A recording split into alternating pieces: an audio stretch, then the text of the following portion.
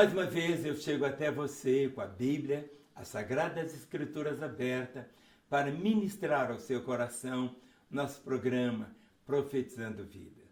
Faz anos e anos que eu tenho o privilégio de anunciar a palavra, de trazer essas verdades aqui da Escritura de uma maneira bem objetiva para o seu coração, para mostrar que Deus se importa com você, que Deus tem o melhor para a sua vida e que Deus te ama tanto, tanto, tanto, que as minhas palavras são tão pobres para descrever o quanto Ele te ama. Ele sempre tem o melhor para a sua vida. O que eu vou ler hoje é um episódio do ministério de Jesus. Tudo que Jesus Cristo fez, deixou para todos nós um ensino. Não existe absolutamente nada na sua história, na sua vida, que Jesus não tenha graça para mudar o cenário, para transformar o cenário, ou para você suportar o cenário que você está vivendo, porque para Deus todas as coisas são possíveis. Diz assim a palavra do Senhor. Lucas capítulo 6, verso 6. Sucedeu que em outro sábado entrou na sinagoga e ensinava. Ora, achava-se ali um homem cuja mão direita estava ressequida.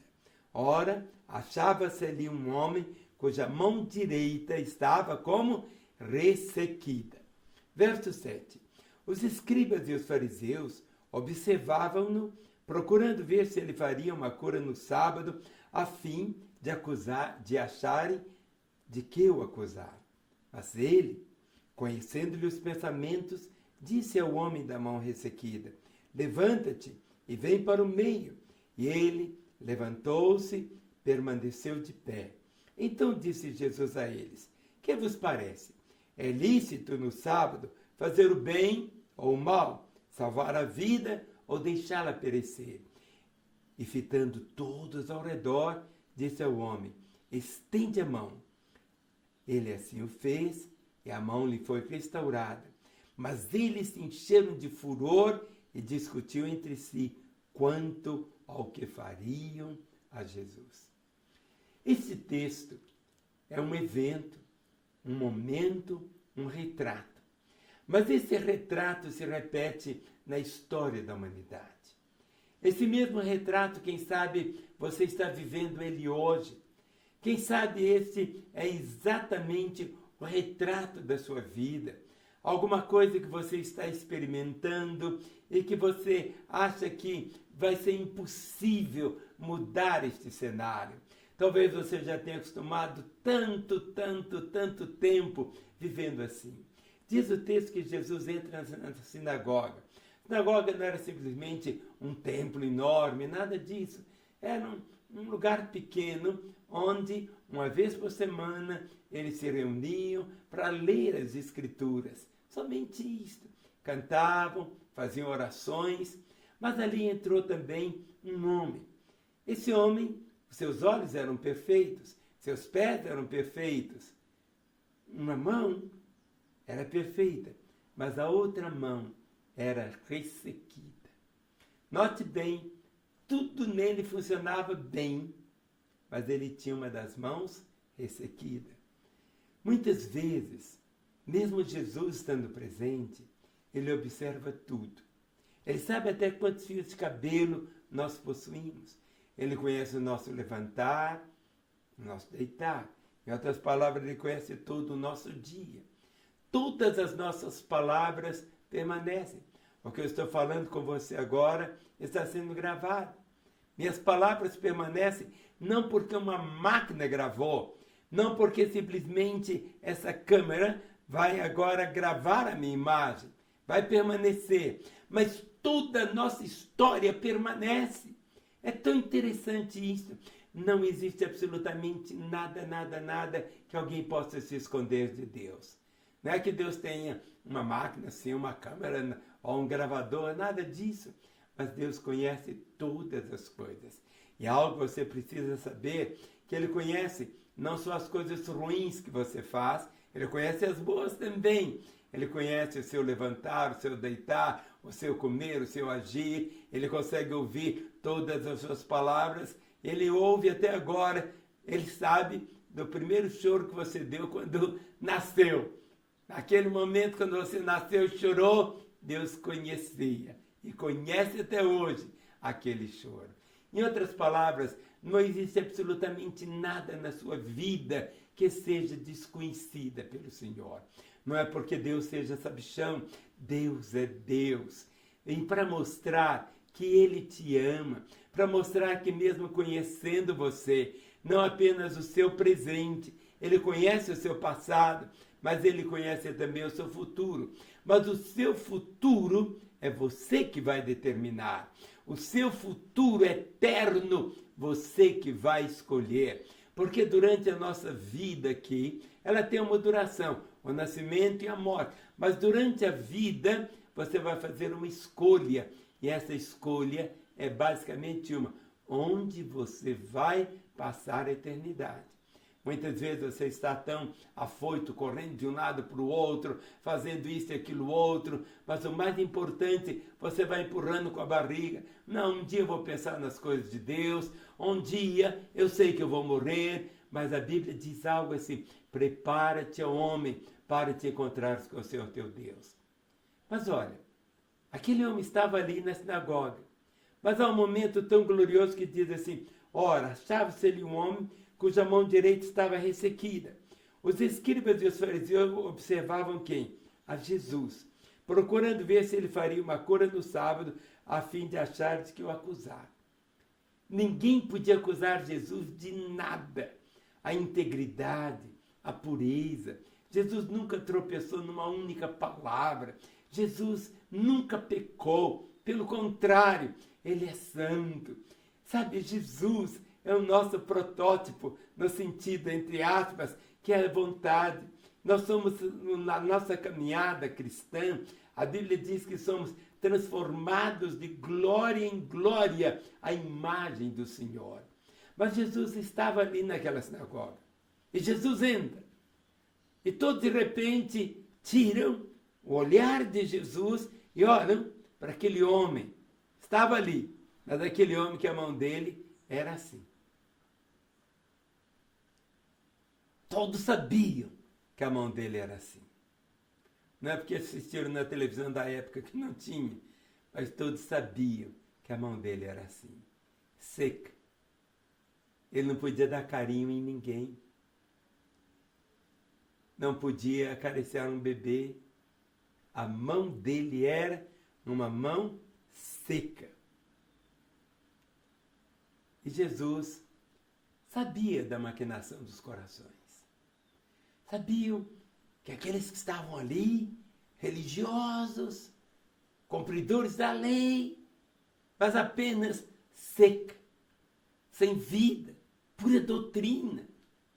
Hoje, quantas pessoas se perdem por causa de doutrinas? Ah, é desse jeito. Ah, não pode comer isso. Ah, não pode aquilo. Não é assim. O dia que você tem que guardar é o sábado. Hoje não, o dia que tem que guardar é sexta-feira. Hoje não, o dia que você tem que guardar é o domingo. Quantas pessoas ficam presas a uma estrutura seca, imóvel, que era para ser algo para ajudar, mas ficou seco, completamente seco. E diz aqui o texto, Jesus volta e diz: que vos parece? É lícito no sábado fazer o bem ou o mal? Salvar a vida ou deixá-la de perecer? Jesus toca num ponto muito delicado. Porque eles guardavam o sábado como uma parte da estrutura da vida. A vida deles girava em torno do sábado, ao invés de girar em torno do amor, da misericórdia, da compaixão. Não adianta ter simplesmente a estrutura da lei e não ter o quê? A prática. É muito mais do que isso. Todos ficaram olhando. E Jesus, fitando todos ao redor, ele ficou olhando, um por um. Fitando todos ao redor, ele disse ao homem: estende a mão. E diz assim o texto: e assim o fez, e a mão lhe foi restaurada. Bastou uma palavra de Jesus. Uma palavra de Jesus. Ele disse, estende a mão. E ele assim o fez. E a mão lhe foi restaurada. Não sei o que ficou seco na sua vida. Quem sabe é seu casamento que ficou seco. Quem sabe a sua alegria secou. Quem sabe suas lágrimas secaram. Não sei o que ficou seco na sua história. Não tem mais aquele sorriso, aquele buliço de alegria, aquela paz. Muitas vezes você vai para a igreja, do modo como você vai, você volta. Antes você cantava, chorava, e hoje está tudo tão seco, tão seco. Muitas vezes você ficou ferido, decepcionado, com pessoas que passaram pela sua vida, que foram líderes religiosos de você. Talvez você ficou tão ferido, tão machucado, decepcionado mesmo, secou. Não tem mais aquela alegria.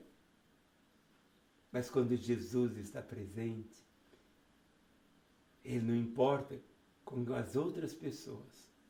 Ele importa com todos. Mas Ele importa com aquele que um dia a mão funcionou e deixou de funcionar. Nossa vida, ela é marcada pelos recomeços. Jamais se esqueça disso. Nossa vida é marcada por recomeços. E aqui na Igreja da Lagoinha, um dos nossos lemas é esse. Lagoinha é um lugar de recomeços. Novos começos. Aquele homem, a mão ficou ressequida. E ele teve um novo começo. Aquilo que secou na sua vida, em todas as áreas, pode ter um recomeço. E a nossa vida é marcada por isso. Você precisa entender que Jesus Cristo, Ele não se parece com Deus. Jesus é Deus que veio até nós para que nós pudéssemos conhecer a Deus. Jesus Cristo disse, quem vê a mim, vê o Pai. É para você conhecer Deus, vendo Jesus, conhecendo como Jesus. No final das Escrituras está escrito que Jesus fez diante dos discípulos muitos outros sinais que não estão escritos aqui. E afirma, esses sinais foram escritos para que creiais que Jesus é o Cristo, o Filho de Deus, e para que, crendo, tenhais vida no seu nome. O propósito é este, para que você tenha vida, nada seco na sua história. Nada que já funcionou, mas que deixou de funcionar, pode voltar novamente. Por isso que a Bíblia diz, volta ao seu primeiro amor. Há uma música que cantamos muito que diz, quero voltar ao início de tudo. Encontrar-me contigo, Senhor. Sabe, essa volta não é simplesmente voltar ao local, voltar simplesmente àquele templo de tijolos, é voltar o seu coração para o Senhor, mas quando você volta o seu coração para Ele, tudo é novo, tudo é diferente, tudo é um espetáculo. Por quê? Esse homem, todos passaram a vê-lo, porque eles conheciam ele com a mão assim, agora conhecem de modo diferente, pode acariciar até as crianças. É algo celestial. Eu quero abençoar a sua vida, para que aquilo que secou na sua história possa voltar a funcionar, possa trazer alegria. Mas nós queremos te ouvir, é importante nós conversarmos.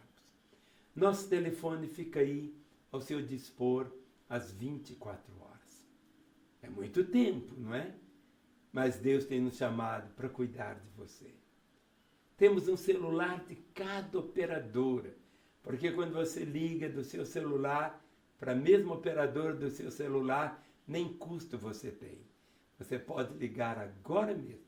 Queremos te abençoar para que você experimente novamente ter a alegria da restauração.